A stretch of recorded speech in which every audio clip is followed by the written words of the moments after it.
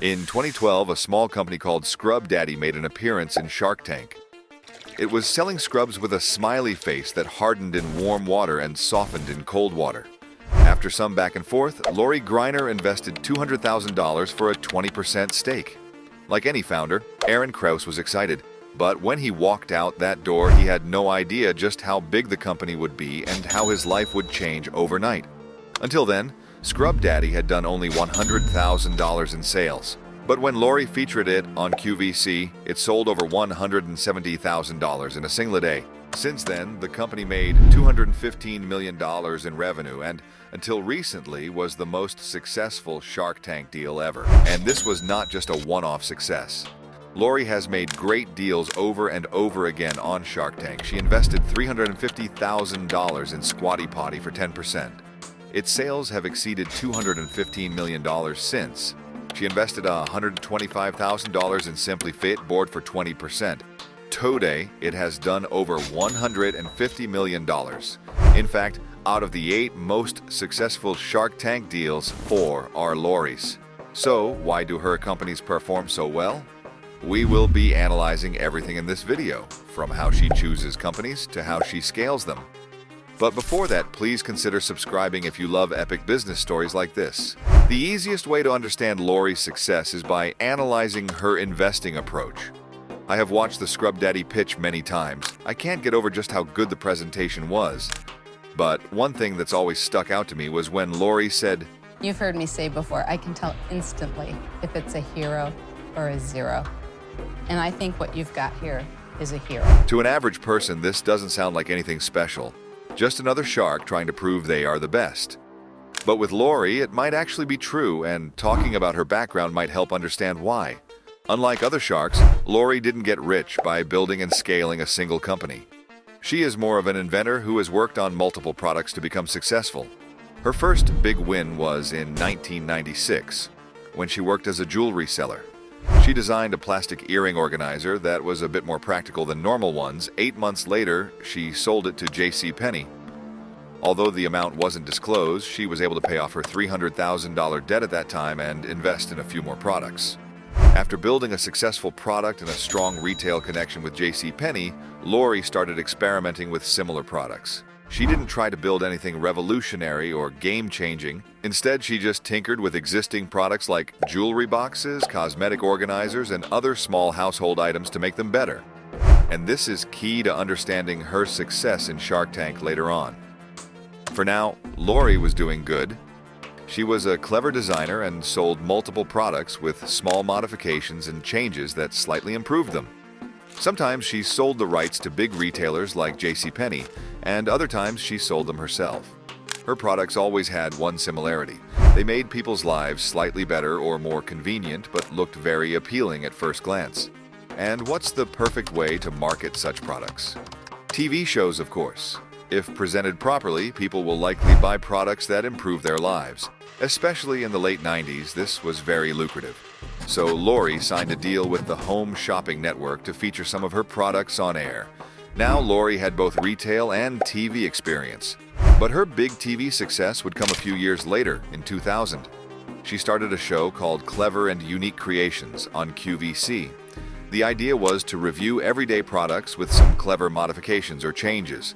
Some of these include universal lids that fit multiple sizes of pans and cord organizers that make your cables less messy and untangled. These products were not game changers by any means, but they added convenience. It is an understatement to say the show is a hit. It has been running for 11 seasons, and this show launched Lori into the spotlight. She also reviewed her own products and, needless to say, made millions from it. Now that you understand Lori's background, let's discuss how it made her the most successful shark. Let's look at a few of her successful deals. Scrub Daddy. It was a better version of normal scrubs as it hardened in warm water and softened in cold. This allowed it to clean every type of stain. And it was a cheap product at $3 when it started. Or take Squatty Potty. It was a seemingly weird stand that you can step on when using the toilet. It promoted a more natural squatting position. Again, nothing revolutionary, but it made an aspect of your life better. What else do these products have in common? They sell incredibly well on TV. These look appealing. You can clearly see the benefit it provides, and it's a small price, so customers can get impulsive and purchase it without thinking much. And this is where Lori's genius lies. She has been doing the exact same thing forever.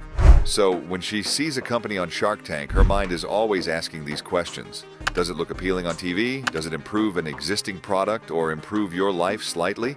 And is it cheap enough that customers will buy it without thinking much? Because this is what she has been doing for her whole life. And if it doesn't fit this profile, she mostly stays out of it. If you take a look at other sharks, they have done very well in one industry, but they invest in a lot of other industries in Shark Tank. Take Barbara Corcoran, for instance.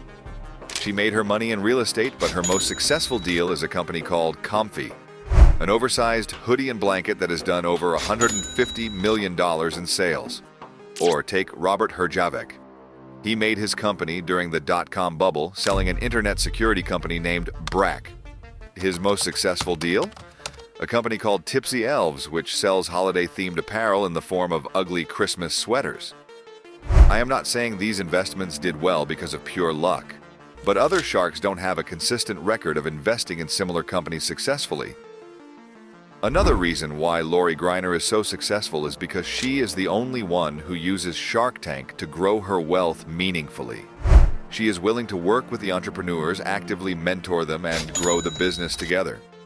Basically, she has a hands-on approach. No other shark does that. Mark Cuban was already a billionaire before the show, and his Shark Tank investments are insignificant, considering his net worth is $5.6 billion. He has not made any money from Shark Tank. In fact, he has said on multiple occasions that his Shark Tank investments have been a net loss. He just likes being on TV and spending an insignificant amount of his net worth, hoping a few of them will perform well. If not, he is still popular and will capitalize on this popularity in some other way. Kevin O'Leary is a similar case. He has most of his net worth in extremely safe investments. He prioritizes wealth preservation rather than growing it. Robert Herjavec retired after selling his company 23 years ago. He said he only came back because he was bored doing nothing all day. So these sharks really don't need Shark Tank to make money, but not Lori. Before Shark Tank, her net worth was around $50 million. Not a small number, but compared to other sharks, it was on the lower end.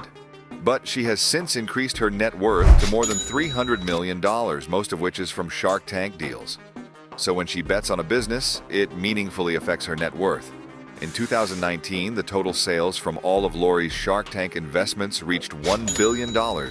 Considering she has invested around $10 million, this is a big deal. And she is the first shark to reach this milestone. For perspective, Mark Cuban has invested $64 million and Robert has invested $18 million. Yet they have not cleared this milestone. Lori Greiner is undoubtedly the most successful shark in terms of choosing a successful business. She only does what she is good at and avoids things she doesn't understand or can't add value to. She is the only shark willing to give the time and effort to entrepreneurs and grow their businesses. This is why she is the most popular choice for entrepreneurs besides Mark Cuban. So, what do you think about Lori Greiner? Do you agree that she is successful because of the reasons we talked about? Or do you think there are other reasons? Comment that down below, and don't forget to subscribe for more videos like this in the future. I will see you in the next one.